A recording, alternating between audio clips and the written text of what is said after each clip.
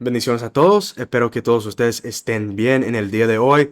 Hoy nosotros vamos a retomar nuestro estudio en el libro de Hechos y hoy vamos a leer Hechos capítulo 7, versículos 51 a versículo 60. Pero primero, como siempre, vamos a orar.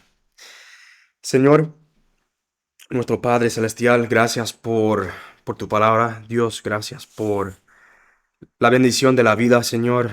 Tú nos has dado el aliento de la vida, Señor. Podemos caminar y ver y disfrutar de tu creación, Señor. Y podemos disfrutar una relación contigo, Padre, a través del Señor Jesucristo. Y eso es una bendición total.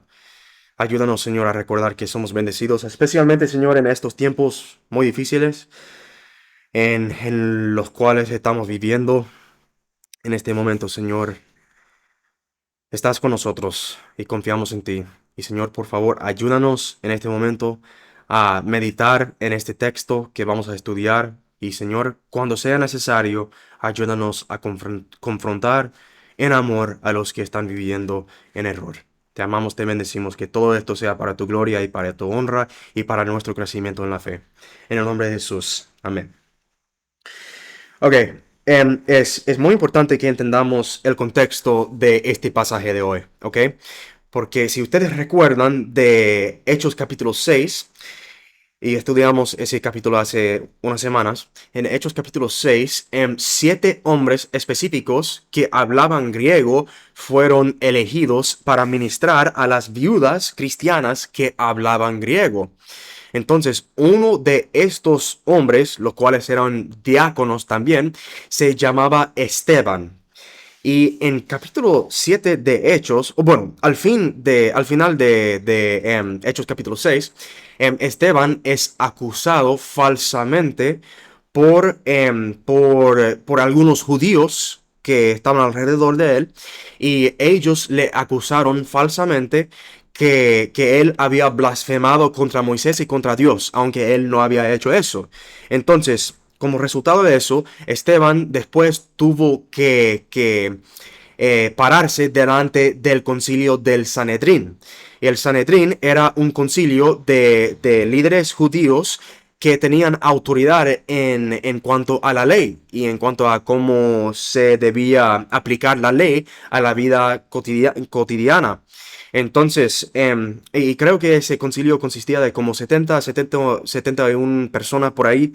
Entonces, Esteban tuvo que aparecerse delante de ellos para darles una defensa, para defenderse, pues.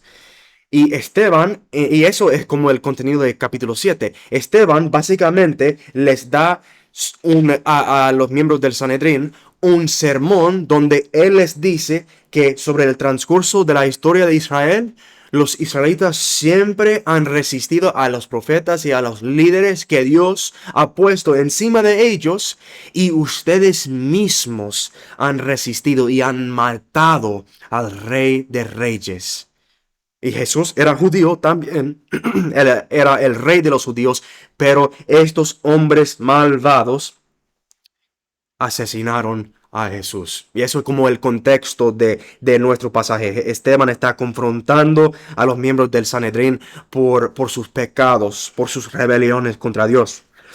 Entonces, empezando aquí en versículo 51 hasta el fin del capítulo.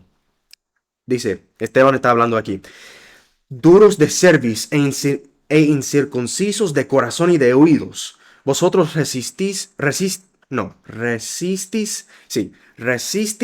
siempre al Espíritu Santo, como vuestros padres, así también vosotros. ¿A cuál de los profetas no persiguieron vuestros padres y mataron a los que anunciaron de antemano la venida del justo, de quien vosotros ahora habéis sido entregadores y matadores? Vosotros que recibisteis la ley por disposición de ángeles y no la guardasteis. Oyendo de estas cosas, se enfurecían en sus corazones y crujían los dientes contra él. Pero Esteban, lleno del Espíritu Santo, puestos los ojos en el cielo, vio la gloria de Dios y a Jesús que estaba a la diestra de Dios, y dijo: He aquí, veo los cielos abiertos y al Hijo del Hombre que está a la diestra de Dios. Entonces ellos, dando grandes voces, se taparon los oídos y arremetieron a una contra él. Y echándole fuera de la ciudad, le apedrearon. Y los testigos pusieron sus ropas a los pies de un joven que se llamaba Saulo. y apedreaban a Esteban mientras él invocaba y decía: Señor Jesús, recibe mi espíritu. Y puesto de rodillas, clamó a gran voz: Señor, no les tomes en cuenta este pecado. Y habiendo dicho esto, durmió.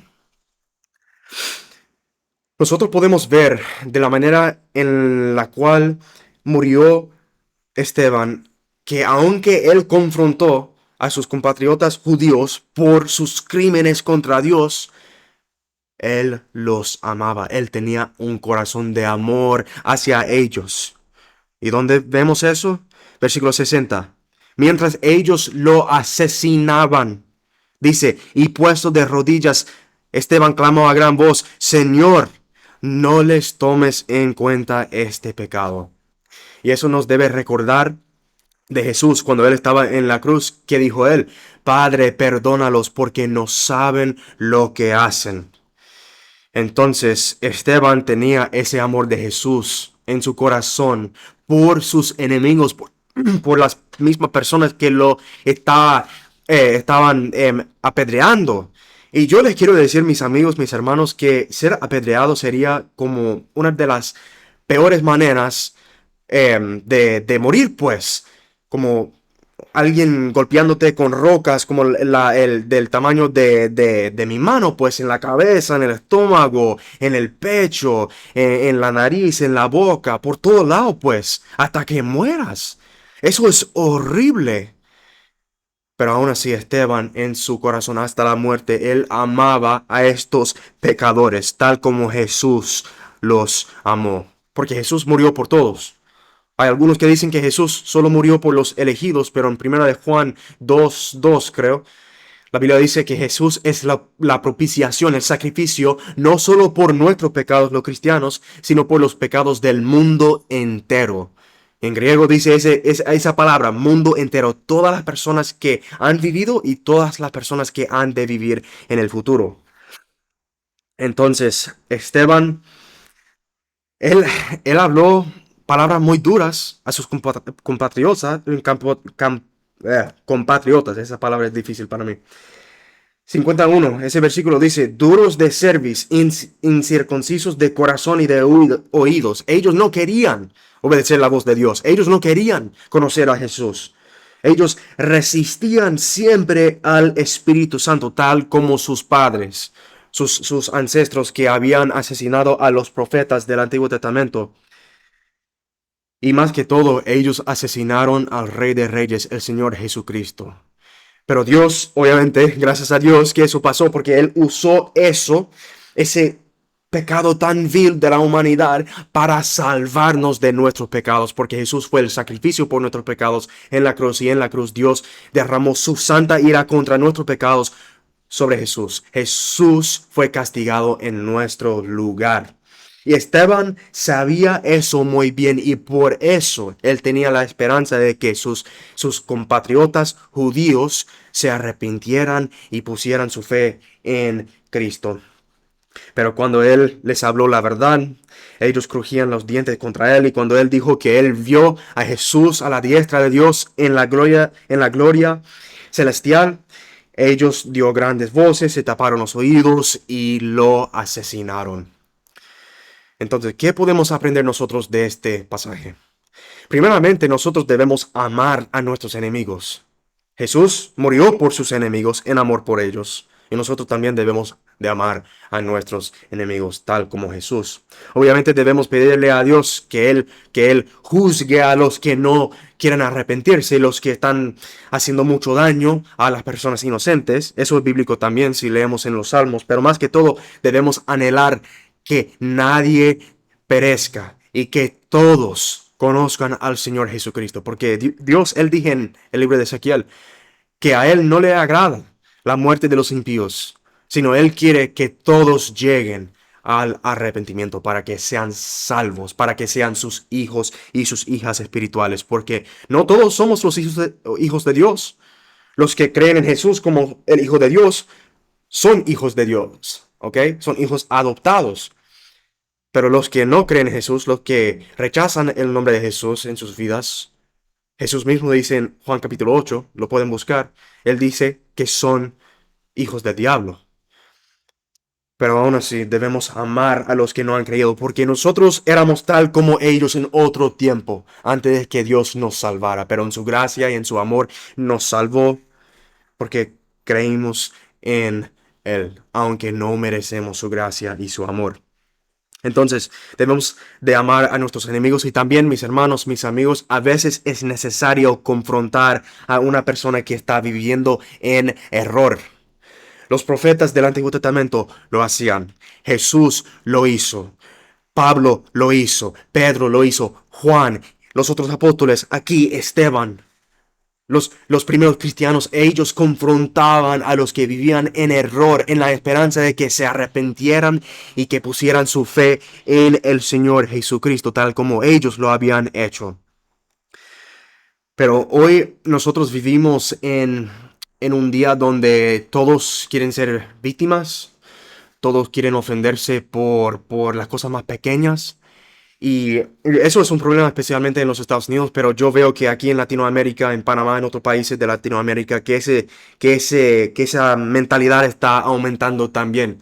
Que muchas personas solo quieren creerse víctimas y no quieren aceptar responsabilidad por sus acciones. Pero al fin y al cabo, cuando nosotros nos paremos delante del trono de Dios, Él nos va a juzgar. Y si no hemos recibido la sangre de Jesucristo en nuestras vidas, estamos fritos. Y como cristianos, si amamos a los demás, debemos de advertirles y de proclamarles el amor de Dios. Debemos decirles, hermano, amigo, escúchame, estás viviendo en error. El infierno es tu destino porque te has rebelado contra un Dios santo, pero Él te ama. Él te ama y te va a salvar si solo crees en su Hijo para el perdón de tus pecados. Si te arrepientes y dices, Señor Jesús, no quiero ser igual. Cambia mi corazón, cambia mi mente, ayúdame a arrepentirme, perdóname y transfórmame a tu imagen. Ese es el mensaje de esperanza. Nosotros pensamos que la política y que la educación y que el dinero y estas cosas son nuestro problema principal, pero eso no es el caso. El pecado es nuestro problema principal, pero en Jesús ese problema se resuelve, porque Dios es fuerte, Él es todopoderoso. Entonces, es necesario a veces confrontar a los demás en amor, con esa motivación. Si confrontamos a los demás porque queremos ganar un argumento, es mejor que no digamos nada, porque eso no le agrada a Dios. Pero si tenemos la motivación del amor en nuestros corazones, como Esteban, como Jesús, como Pablo, como Juan, como los apóstoles, como los primeros discípulos que murieron a las manos de sus enemigos, a los que predicaron el Evangelio, si nosotros tenemos ese mismo amor en nosotros mismos, entonces vamos a poder alcanzar a muchas almas para Cristo. Entonces, en conclusión, mis hermanos, que guardemos esta palabra en nuestros corazones y que nosotros, cuando sea necesario, que confrontemos a los demás en amor y que les demos el mensaje de esperanza, el Evangelio de Cristo, aunque nos cueste mucho. Espero que este devocional sea de mucha bendición para todos ustedes y que Dios los guarde y los bendiga abundantemente en nuestro Señor Jesucristo, hoy y para siempre. Amén.